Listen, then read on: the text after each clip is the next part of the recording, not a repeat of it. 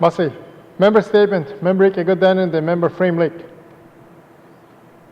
Merci, Monsieur le Président. My educational background includes a planning degree, and that's what brought me to the Northwest Territories on December 15th, 1985, to become the land use planning coordinator for the Dene Nation.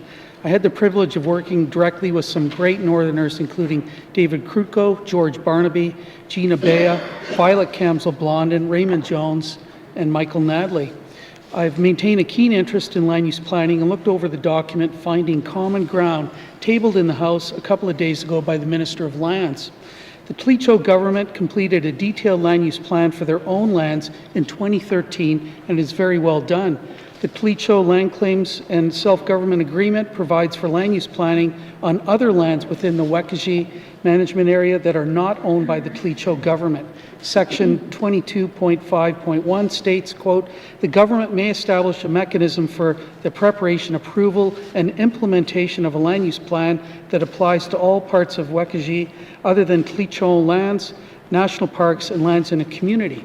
Section 22.5.3 says, quote, "The parties may by establishment or may by agreement establish a land use planning body and a mechanism for the preparation, approval, and implementation of a land use plan that applies to all Wekajee other than national parks," end of quote. The GNWT Department of Lands, Tlicho Department of Culture and Lands Protection, and the Department of Crown Indigenous Relations and Northern Affairs Canada agreed to work together to design, cost, and develop a terms of reference to implement a land use planning approach for the public lands in Wekajee.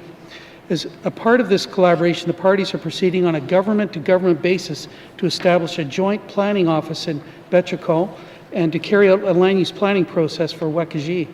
This House approved a contribution of $726,000 towards this effort in 2019-20. It is my understanding that a committee is being established to develop their land use plan and that it will be legally binding. The Deputy Minister of Lands confirmed this in Committee of the Whole on March 7, 2019, when he said, quote, "At the end of the day, it will be a legally binding, signed off by the Tlicho government, the government of the Northwest Territories, and the federal government will sign it, and it will be a legal document. As to legislation, I'll have to check back to you on exactly what to see that going forward," end of quote. I'm still waiting for that response, and we'll have some questions for later today for the Minister of Lands. Merci, Mr. Speaker.